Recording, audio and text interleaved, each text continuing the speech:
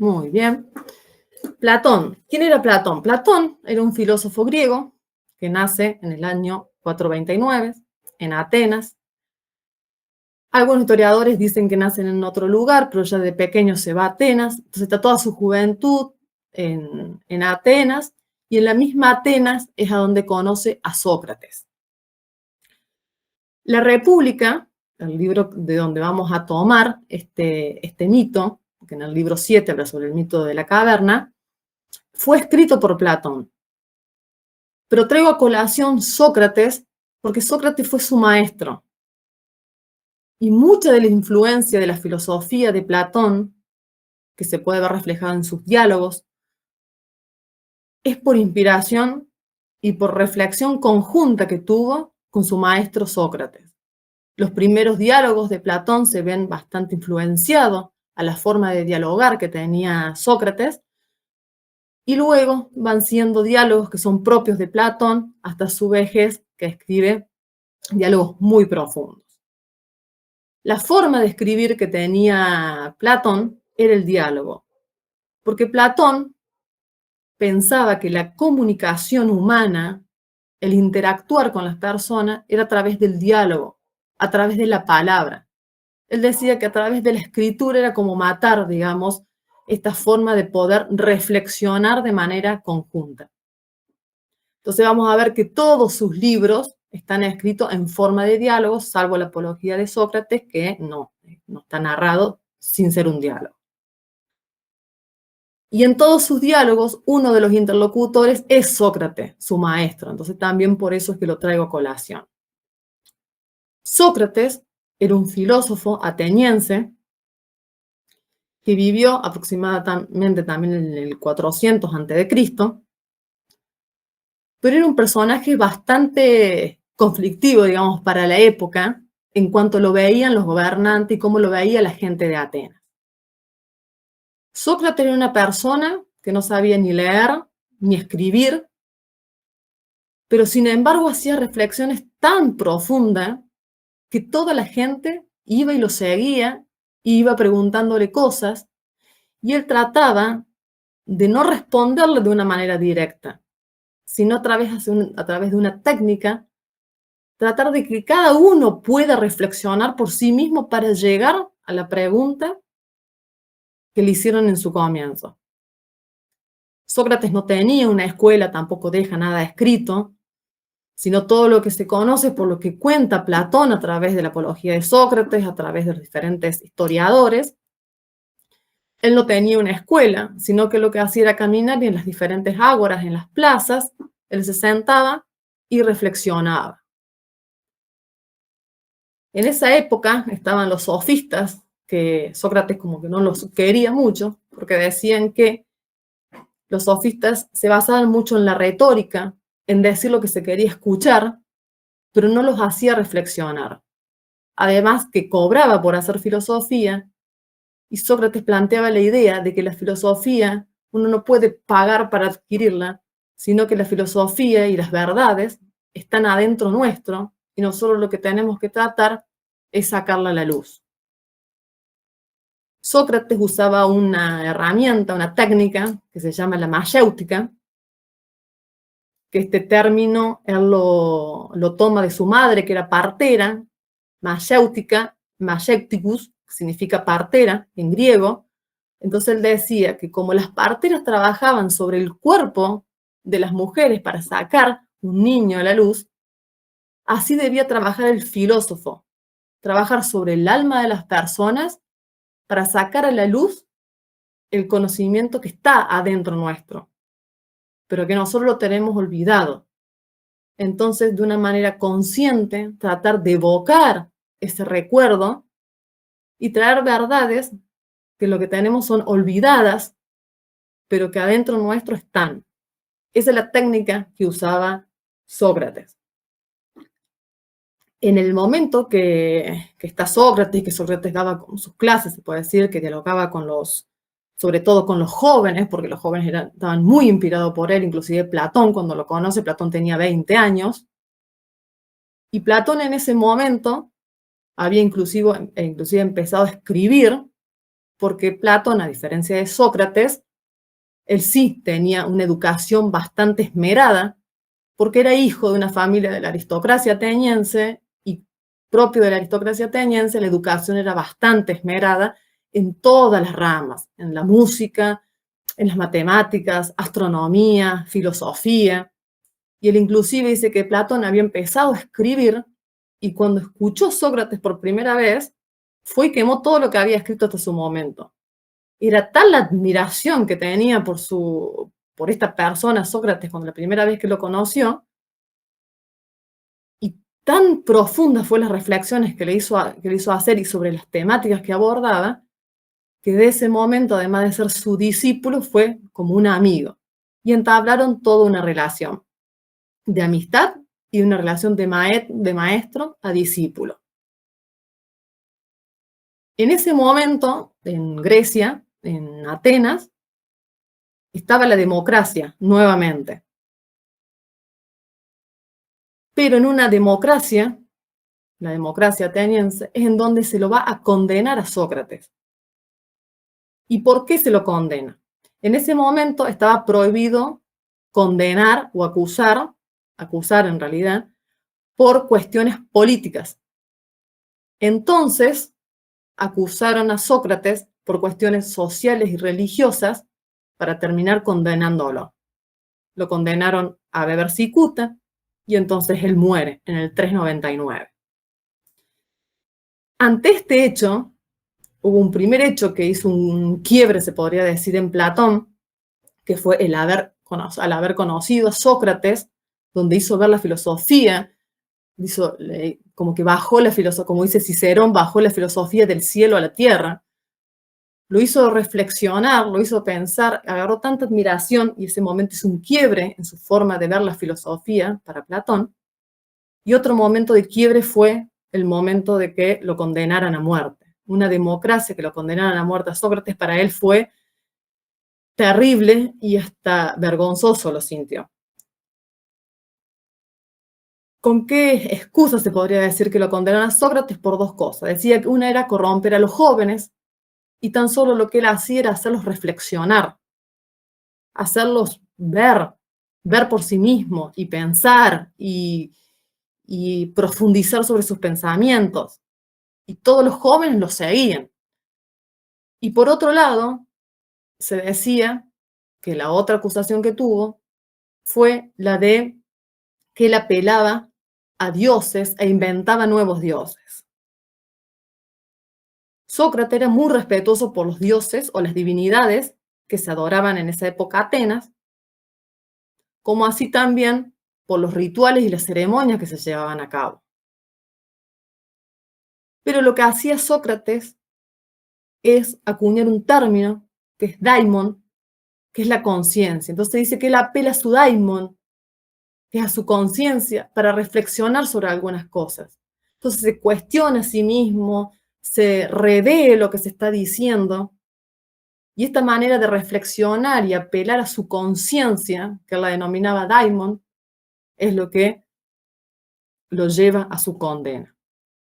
Él tiene en el momento que está condenado, sentenciado, y ya está sentenciado a morir, tiene la posibilidad de que se le pague una fianza y poder quedar libre, o sea, sus discípulos todos juntarían plata porque la admiración que tenían era muchísima, pero Sócrates dice que hay que llegar, hay que seguir las leyes de Atenas y si una democracia y la ley de Atenas lo tienen que condenar, que así sea. Después de este acontecimiento, Platón se va de Atenas con un dolor enorme, empieza a viajar y luego de su viaje viene y funda su escuela, la Academia de Platón. Y él sí empieza a dar clases. Y una forma de inmortalizar a su maestro, Sócrates, fue ponerlo en todos sus diálogos. Entonces siempre en sus diálogos hay varios interlocutores y uno de los interlocutores suele ser siempre Sócrates. Y el Sócrates es el que va guiando. Las preguntas que va haciendo Sócrates no son preguntas al azar, sino que trata de ir guiando para que cada uno vaya llegando a la conclusión sobre la temática que se quiera abordar. Entonces Platón hace la academia, la hace cada vez que había que inaugurar una institución, como una escuela, en Atenas, así había que hacer adoración a algún tipo de divinidad, y él la hace a las musas. Las musas las toma Platón y se inspira también en las musas, porque si nosotros nos remontamos al mito de las musas, son hijas de Zeus y Mnemosine. Zeus, que sabemos que es el dios por excelencia del Olimpo, Mnemosine, que es la diosa de la memoria, y ambas en 9 noches engendran las 9 musas.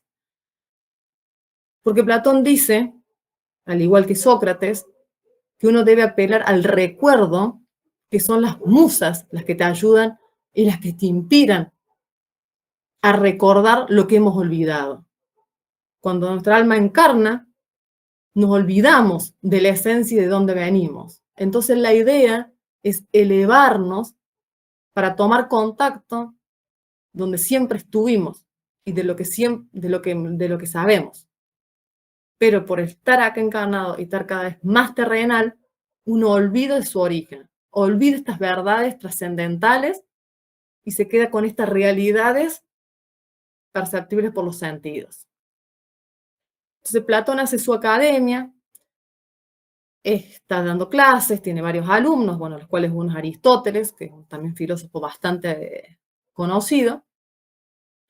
Luego vuelve a viajar de nuevo, vuelve otra vez a Atenas, bueno, dice que se va a Egipto, a diferentes países, a ir profundizando su filosofía, que está como con iniciados y con filósofos, intelectuales, filósofos bastante importantes con el que toma contacto, vuelve otra vez a Atenas y ya no vuelve a la academia, sino que él se queda escribiendo y escribe todos los libros que tiene en su vejez. Tiene libros en su juventud, en su madurez y en su vejez. Y en su madurez, luego de la muerte de Sócrates, es donde escribe La República, que es el libro que vamos a abordar hoy. Bien, entonces es una primera instancia como para más o menos contextualizar la figura de Sócrates y la figura de Platón como filósofos de la época y en donde se crea este libro de La República y específicamente el libro 7 que vamos a ver sobre el mito de la caverna. Para entender un poquito la idea que tiene Platón, él hablaba de la existencia de dos mundos. Hay un mundo sensible y un mundo inteligible. El mundo físico y el mundo del ser. Platón decía que este mundo, el mundo sensible, es un mundo que podemos nosotros percibir por los sentidos, porque lo vemos, porque lo tocamos, porque lo sentimos.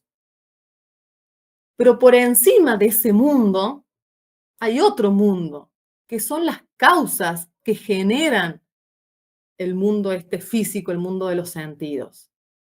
Pero a ese mundo inteligible ya no podemos llegar a través de los sentidos, sino que tenemos que elevarnos un poquito más y podemos llegar a través de la inteligencia.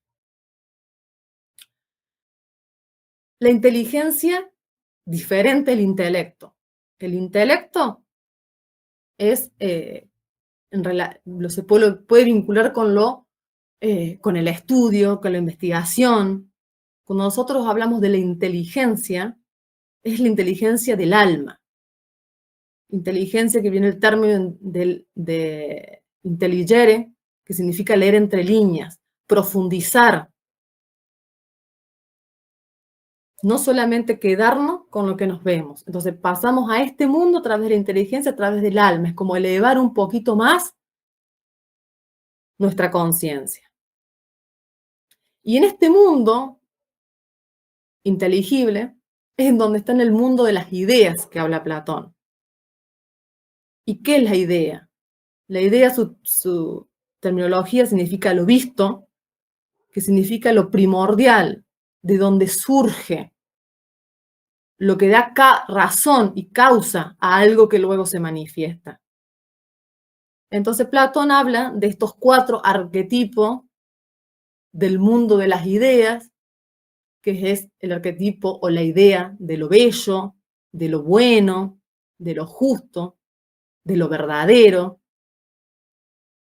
Y estos 4 arquetipos convergen en la idea del bien.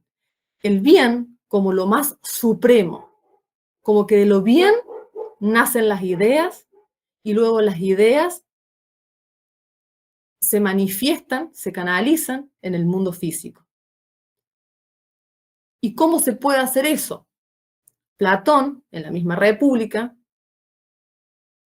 nos dice que podemos canalizar el arquetipo de lo verdadero, de lo bello y de lo bueno y de lo justo, a través de diferentes caras de una misma pirámide, que son las caras de una civilización.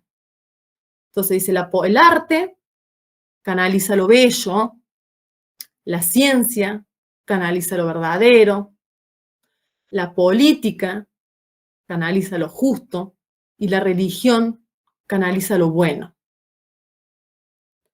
Para Platón, toda civilización, para ser tal, debemos tener estas 4 cosas. Debemos tener ciencia, religión, política y arte. Pero, en este sentido, esas cuatro cosas, pero que canalicen ese ideal y ese arquetipo. No por ahí la idea de política que tenemos ahora, o de arte que tenemos ahora, o de ciencia, sino esos arquetipos que van a buscar el bien. Según Sócrates y según Platón, todo ser humano es bueno por naturaleza, busca el bien, y solo por ignorancia y por desconocimiento es que hace el mal. Entonces, por eso la educación es tan importante como la plantea Platón en la República y como la plantea Sócrates, educar al ciudadano. Educar en este sentido, educar no solamente en una cuestión formal, en una institución. Además de eso, educarlo en los valores, para que se inspire a llegar y querer buscar lo verdadero, querer buscar lo bello, querer buscar lo justo, querer buscar lo bueno y poder plasmarlo yo como individuo, como parte de una sociedad y lo que forma un Estado. Entonces, esta es la idea que presenta Platón cuando habla de los mundos sensibles, el mundo que solamente de las cosas que nosotros creemos que son de determinada forma, al mundo inteligible, que es el mundo que llegamos con la inteligencia, con la sabiduría, con el conocimiento. Eso, el mundo de las ideas, es el que nos va a ayudar a nosotros a tener claridad y un conocimiento verdadero. Poniendo un ejemplo, nosotros tenemos el órgano de la vista, el ojo. Nuestro ojo puede ver. El órgano de la vista puede apreciar nuestro alrededor. Pero si a mí de repente me apagan la luz, por más que mi órgano esté totalmente sano y pueda ver, con la luz apagada dejo de ver. Esta es la idea que quiere transmitir con el mundo de las ideas y con el bien. Es el sol que ilumina las ideas y que me deja ver. Sin luz, yo no puedo ver. Esa idea de luz, que es la idea de educir de adentro nuestro el conocimiento. Si nosotros no podemos ver con la inteligencia, solamente vamos a ver con los sentidos. Nos apagan la luz y ni siquiera el órgano de la vista podemos utilizar, va a ser con el tacto. Entonces cada vez tenemos menos nivel de poder conectarnos con lo verdadero. Vamos a reflexionar sobre la idea de mitos, lo mitológico. También esto para tener una herramienta más al momento de poder reflexionar sobre el mito de la caverna. La mitología es la ciencia que estudia los mitos. Y los mitos se los puede tomar como cuentos que se van transmitiendo oralmente, y este cuento tiene personajes, tiene objetos, tiene circunstancias, donde cada uno simbólicamente va a representar algo que es la idea que nos quieren transmitir. El mito puede ser algo fantástico, una fantasía en cuanto que se inventa. Platón decían que era un gran narrador de mitos, y puede ser que no existían los personajes que nombraba. Eso puede ser quizás la parte fantástica. Pero el contenido de lo que se quería transmitir simbólicamente, eso sí es una realidad. Eso sí es cierto. Eso sí es verdadero. Dice que el mito está fuera de este tiempo, espacio cronológico que conocemos, como puede ser una leyenda que cuenta una historia, pero hay una persona, son hechos históricos. En el mito no es un hecho histórico, cronológico en tiempo y espacio, sino que tiene este tiempo sagrado. Lo que se trata a través del mito es de una manera simbólica transmitir una idea. Pero no quiere decir que lo que se transmita no sea verdadero, en lo profundo. Porque por ahí uno cuando habla, sí, es un mito, lo dice como minimizándolo y como que si lo que se quiera transmitir no tiene ninguna trascendencia. Y al contrario, el mito es tan importante y tan trascendente que merece ser contado y por eso perdura años tras años. Este mito de la caverna, que ha sido escrito más o menos en el 380, 385 a.C., a la fecha seguimos hablando de él. Seguimos hablando y cada vez que lo volvemos a escuchar o lo volvemos a comentar, volvemos a tratar de ver qué es lo que nos querían transmitir con ese mito. Los mitos en general es un lenguaje simbólico. Hay verdades o realidades que por ahí uno con palabras se queda corto y quizás no puede explicarla. Entonces se recurre a través de esto del mito, que para mí la mitología y los mitos son fantásticos, recurren para una forma de poder educar. Platón tiene muchos mitos en toda su literatura, y justamente es cuando trataba de explicar algo y lo repreguntaban, dialogaban, a veces que trataba de hacer como una conclusión con el mito, para con el mito poder cerrar la idea y ver si de esa manera uno podía comprender lo que se quería transmitir.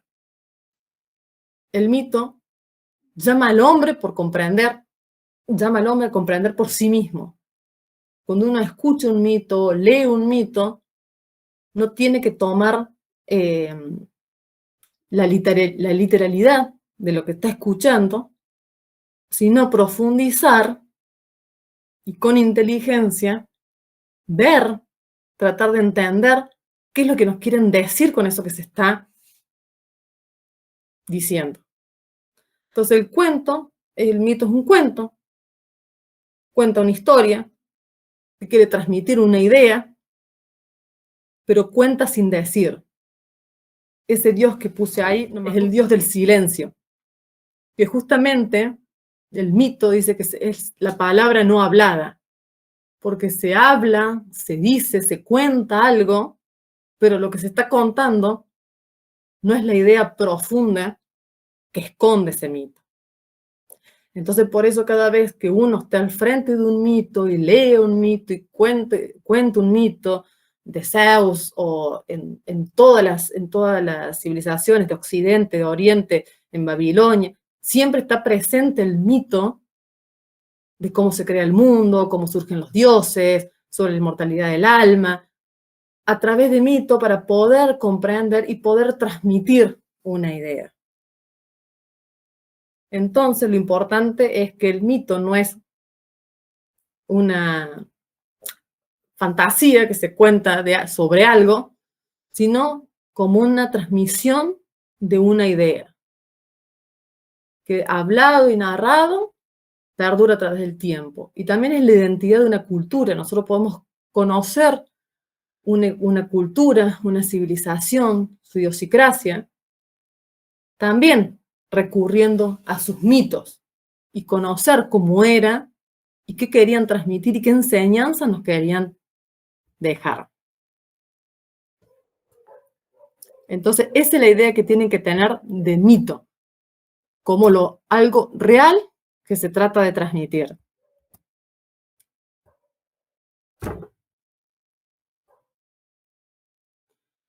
Platón, en todas sus literaturas, que es amplísima, enorme, y es que escribió sobre todo, realmente Platón es un filósofo admirable por la profundidad con que hablaba y sobre las temáticas tan profundas que tocaba, y las tocaba con una sutileza, y entonces, como les decía recién, hay veces que trataba de buscar los mitos para poder explicarlos.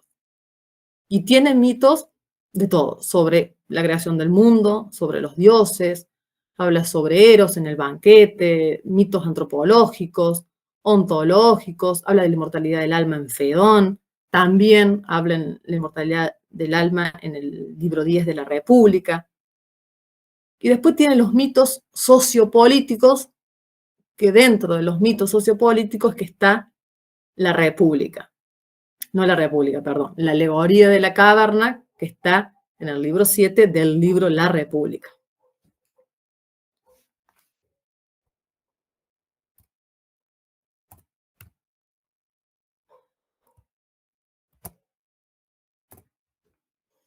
Bien, entonces, ya teniendo estas primeras ideas de la figura de Platón, la figura de Sócrates y cómo influyó este mundo de las ideas y el mundo de lo manifestado, y esta forma de educar que tenía Platón, que Platón, la educación es la base, y esta forma de educación que tenía también hasta los mitos, es que llegamos al libro de la República.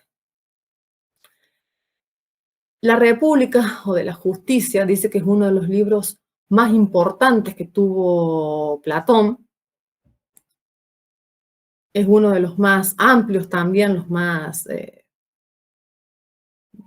de los libros más grandes, en donde lo que trata, que se llama de la República o de la Justicia, lo que trata Platón en este libro es tratar de ver cómo es un estado ideal. Y para eso tiene como hilo conductor durante todo el libro La República, en todos sus capítulos, la justicia. Recién habíamos dicho de que uno de los arquetipos para canalizar lo justo es la política. Entonces, fíjense la trascendencia de la política que tenía para Platón. Y el libro La República, en cada uno de sus capítulos, tiene como hilo conductor la justicia, pero se van dialogando sobre diferentes cosas. Al comienzo del libro dice que hay varios interlocutores dialogando así de manera conjunta, y Sócrates, que es el principal, y en boca de Sócrates es donde también narra el mito de la alegoría de la caverna, empieza preguntándole Sócrates a otro de las personas con que estaba dialogando, ya que era avanzado en edad, y le pregunta sobre qué reflexiona a esa edad, donde uno ya está llegando a la edad de que muere. Y entonces le contesta que está reflexionando sobre si su vida ha sido justo o no, si ha hecho el bien o no. Y ahí Sócrates entonces empieza a reflexionar y empieza a preguntarle a todos sobre la justicia. ¿Y qué es la justicia? Y así va desarrollando todos los libros de la República, hablando de la justicia en el individuo, la justicia en una sociedad, habla sobre las clases sociales, habla sobre la educación, cómo se debe educar a un ciudadano para hacer esto de la idea del filósofo gobernante. Luego habla también de las formas de gobiernos que hay, para luego llegar, y como una síntesis de todo lo que se va viendo en cada libro, llegar a esta alegoría de la caverna. Dicen que la forma que plantea Platón en la República de cómo se debe educar un ciudadano y la profundidad de la enseñanza debe ser similar a cómo se trataba, cómo se estudiaba en la academia, donde decía que había filósofos, matemáticos, astrónomos, porque él decía que en la multiplicidad se puede llegar a la unidad, en donde decía que dialogando con diferentes personas, donde haya diferentes visiones sobre un mismo punto, donde haya diferencias, haya puntos donde uno no se pone de acuerdo y tiene una contrapropuesta de lo que se plantea, esa forma es lo que va enriqueciendo y lo que va haciendo que se profundice un conocimiento y se llegue a la verdad de un conocimiento.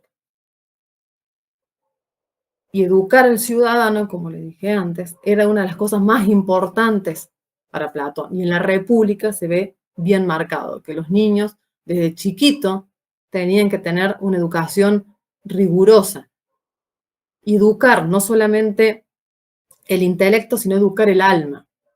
Por eso también la música, como forma de educación y de inspirarte a esos más elevados, que hablábamos recién, que la música es una forma de arte para poder llegar a este arquetipo de lo bello.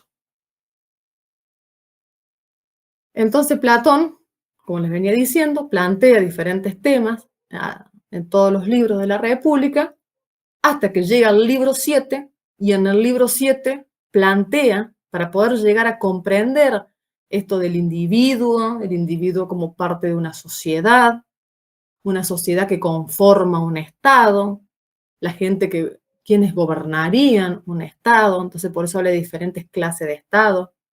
Habla de los guardianes de la República, los guardianes con las virtudes de templanza, fortaleza, justicia, guardianes no solamente de un Estado, guardianes del Estado físico, sino guardianes del conocimiento, guardianes de la sabiduría. Todo eso lo va hablando durante todos los libros, cada uno de los libros, hasta llegar al libro 7, que eso se ve en el curso que se dicta del que hablaba recién Marian, se ven con profundidad la República y todos los libros, pero bueno, solamente hoy vamos a hablar sobre el libro 7, que es la alegoría de la caverna. Y acá llegamos a la alegoría de la caverna, que es el tema por el cual nos hemos juntado el día de hoy a reflexionar justamente sobre este mito. Entonces la idea de mito que ya explicamos, y tengan presente esta idea de los dos mundos que plantea Platón, que se lo explica así muy brevemente, sobre eso se puede profundizar muchísimo, pero para poder más o menos ir entendiendo, o teniendo, no entendiendo, sino teniendo herramientas para poder comprender la alegoría. Entonces, lo que plantea Sócrates, lea Platón a través de Sócrates, plantea de que todos los que estaban ahí reunidos, dialogando, traten de imaginar una situación. Y acá empieza a nombrarles de a poquito el mito de la caverna. Entonces dice, imagínense una cueva. Esa cueva al fondo tiene una pared. Entre esa pared, mirando esa pared, perdón, hay diferentes personas sentadas en el suelo. Estas personas están atadas de mano, pie, cuello, y están en cautiverio desde que nacieron. Entonces, desde que nacieron, la única realidad que ellos tienen es esa pared que tiene al frente. Detrás de esa pared hay un muro y detrás de esos muros hay personas con objetos en las manos que los van pasando de un lado hacia el otro, entre medio del un fuego que hay prendido y la pared y donde se encuentran los hombres en cautiverio. Entonces ellos van pasando las figuras y esas figuras, esos objetos que ellos tienen, se van reflejando, se proyectan como sombras en el fondo de la caverna. También estas personas, que son los que van pasando los objetos, dialogan entre ellos. Al ser una cueva, hace ecos, entonces estas personas ven, escuchan esas voces y creen que son los mismos objetos que están pasando los que hablan, los que conversan. En esa misma cueva se plantea, hay después todo un camino medio escabroso, así tal cual lo menciona Platón, hasta un lugar donde se ve como una endijita, con una pequeña claridad. Entonces Sócrates continúa, dice, vean eso, imagínense esa situación. Personas atadas de pie y mano desde que nacieron y que solamente ven proyecciones. La única realidad es esa. Pero ¿qué pasaría si una de esas personas se desata de pie y mano y trata de darse vuelta y de repente ve que las proyecciones son los objetos que están pasando unas personas, que hay otras personas, que hay un fuego, y él va un poquito más, dice, y esta persona empieza a caminar por todo ese camino escabroso hasta llegar a una abertura donde ve claridad, no logra ver porque hay mucha luz y vivió siempre en la oscuridad. Entonces la espera hasta que anochece, sale de noche, ve las estrellas, ve la luna. Después al otro día comienza a salir de día, donde no puede ver el sol de manera directa porque lo ciega. Entonces empieza a ver el reflejo en el agua de los árboles, empieza a ver árboles, empieza a ver los ríos, empieza a ver las piedras, empieza a tomar conocimiento de otra realidad totalmente diferente a la que estaba en la caverna. Y dice, ¿y qué haría esta persona cuando con todo eso que empezó a ver y que se dio cuenta de otra realidad? Esa persona, asombrada por lo que está viendo, extasiada por lo que está al frente suyo, y después de toda una vida de creer que la realidad era otra, piensa en sus compañeros de cautiverio y dice, voy a volver de nuevo a la caverna donde yo estaba atado de pie y mano para contarles lo que yo acabo de ver. Obviamente esta experiencia de poder ir y contarle lo que él vio, quizás se ha tratado como loco, o de qué estás hablando, si vos dijiste que saliste, te hizo mal los ojos, te nublas su vista, entonces realmente habrás visto, no habrás visto. Lo pueden tildar de diferentes maneras, pero sin embargo, esta persona vuelve con ese riesgo de, de considerarlo mentiroso, inclusive matarlo. Él vuelve a contarle sobre la realidad y sobre lo que él está viendo fuera de esa caverna. Dentro de este mito, entonces tenemos varios simbolismos. Tenemos, en un primer lugar,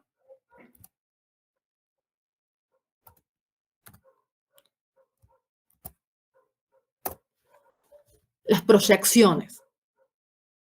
Las proyecciones que son ese mundo de sombras en donde están inmersos esos esclavos o esas personas que están atadas de mano, pie y cuello y no puede ver otra cosa que eso, ese mundo de sombras donde está escondido, donde tuvieron en cautiverio. Después están los hombres que realizan las proyecciones, que son los amos de la caverna, donde ellos le muestran los objetos que ellos quieren que se vean y hacen sentir que la realidad solamente son las proyecciones que ellos ven. No hay otra realidad que eso, que lo que ellos están viendo en esa pared. Después están los hombres atados y las cadenas, que somos nosotros mismos atados a nuestros apegos, a las dudas, a los miedos, en donde preferimos estar en esta condición donde tenemos esa proyección como seguro y no tratar de ir a buscar otro mundo, ir a buscar otra realidad. Esas cadenas son las que nosotros no nos dejan avanzar y no nos dejan ver otra realidad.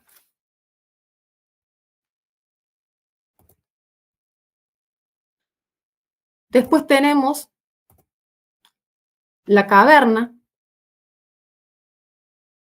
que simbólicamente representa la ignorancia, el mundo de la ignorancia, la oscuridad, una edad media que uno está ahí, donde solamente lo que te están haciendo creer como realidad es la realidad.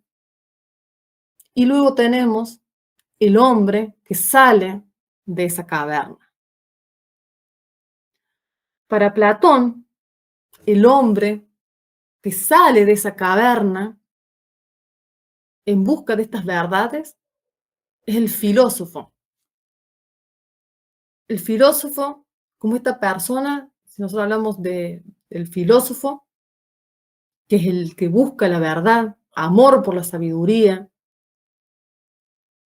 que tiene este camino escabroso que dijimos, porque duda, porque conocer las realidades también es un choque hacia nosotros, entonces es ver otra forma de vivir,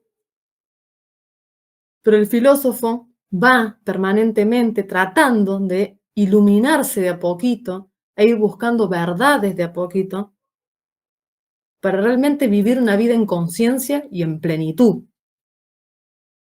Pero luego esta persona que ya va trabajando en un primer nivel individual, de que se conoce a él mismo, conoce dónde estaba antes, y qué es lo que hay, y quiere llevar esa realidad a sus otros compañeros de cautiverio, es la idea del político.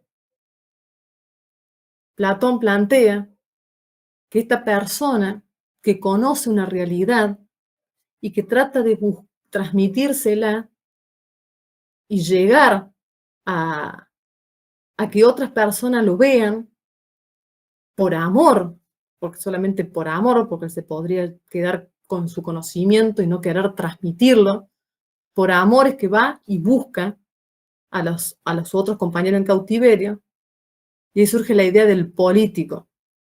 Para Platón el político, entonces el filósofo, el que hace esa búsqueda permanente, deducir y llegar a la verdad, conectarte con lo sagrado, llegar a ver el sol, que es el bien, ver ese reflejo del sol, que son las ideas, los arquetipos, para poder plasmarlo en la tierra a través de este camino virtuoso que va haciendo, conquistando virtudes día a día y descubriendo la verdad, pero ayudar a que otros hagan ese mismo camino, que viene la figura del político. Entonces, por eso para Platón, la única forma, el único gobierno que puede estar en manos del gobierno de los mejores, el gobernante filósofo, la persona que tiene un gobierno sobre sí mismo y conoce las verdades y puede tener claridad para ver cuál es el bien y cuál es el bien de una sociedad y poder armonizar y poner en equilibrio todos estos, la plasmación de esos arquetipos que hablamos, la justicia, lo bueno, lo bello, lo verdadero, Entonces, poder plasmar en una sociedad todo eso es la figura del político. Entonces, el político es el que va y hace justicia en un Estado, trata de buscar la justicia en un Estado. Y también uno tiene que hacer la justicia sobre uno mismo. Entonces, es un desafío diario que nosotros tenemos de cada día con valentía, con esfuerzo, ir conquistando diferentes virtudes e ir teniendo estos chispazos de iluminación para tomar conciencia y poder salir de esa caverna y poder salir de ese mundo que nos quieren hacer creer que con ese mundo llegamos a la felicidad y el bienestar, y ver realmente cuál es el concepto de felicidad, cuándo hay felicidad, cuándo hay bienestar y cuándo nuestra alma va a estar en plenitud. Esta es la idea que transmite a través del mito de la caverna y esta idea del filósofo. Y el filósofo también en cada uno de nosotros, como decía Sócrates, todos podemos filosofar, todos podemos sacar a la luz las verdades, pero para eso necesitamos esfuerzo, conciencia y elevar nuestra alma un poquitito más y no volver a las cavernas y a esa condición y esa comodidad, sino tratar de estar un pie fuera de la caverna y en la medida de lo posible seguir transmitiendo a otros este conocimiento que uno va adquiriendo.